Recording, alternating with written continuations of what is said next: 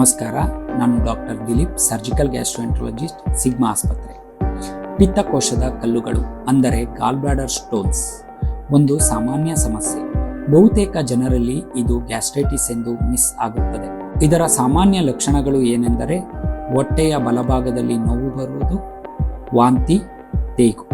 ಒಂದು ವೇಳೆ ಈ ಲಕ್ಷಣಗಳು ಕಂಡುಬಂದರೆ ಅಲ್ಟ್ರಾಸೌಂಡ್ ಸ್ಕ್ಯಾನಿಂಗ್ ಮುಖಾಂತರ ಇದನ್ನು ಕಂಡುಹಿಡಿಯಲಾಗುತ್ತದೆ.